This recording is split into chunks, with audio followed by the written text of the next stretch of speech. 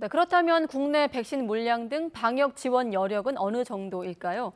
방역 당국은 남북 관계 진전 상황에 달려 있다는 원론적인 답변을 내놓긴 했습니다. 북한의 상황에 맞게 일반 냉장 유통 백신은 지원이 가능할 것으로 보이는데 북한이 지금의 상황을 있는 그대로 공개하는 것이 관건이라는 지적도 있습니다. 김평정 기자입니다. 윤석열 대통령이 북한의 코로나19 백신 등 방역 지원을 하겠다고 밝힌 가운데 방역 당국은 대북 관계 상황이 중요한 조건이라고 봤습니다.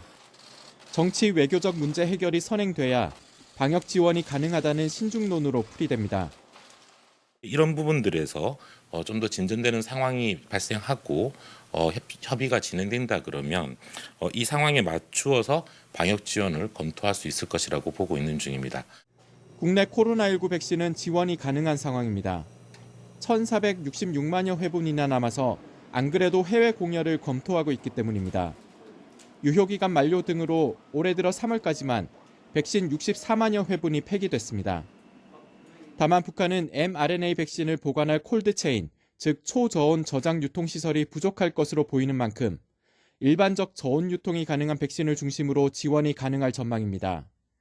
초저온 유통, 보관 구조가 북한에 확립되어 있지 않은 것으로 판단되기 때문에 일반 저온 유통이 가능한 백신을 그쪽에서 먼저 받아들이겠다고 하면은 비교적 빠른 시간 안에 백신 공급도 가능한 것으로 생각되어집니다.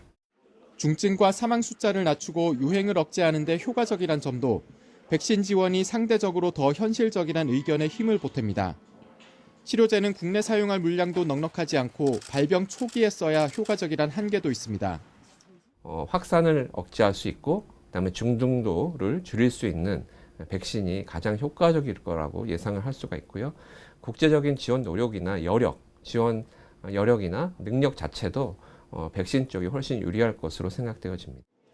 이외에도 진단키트, 마스크 등 일반 방역 물품도 지원이 가능할 수 있습니다. 이런 지원을 위해선 결국 북한이 유행과 방역 상황을 솔직히 공개하는 것이 선행돼야 한다고 전문가들은 지적합니다. YTN 김평정입니다.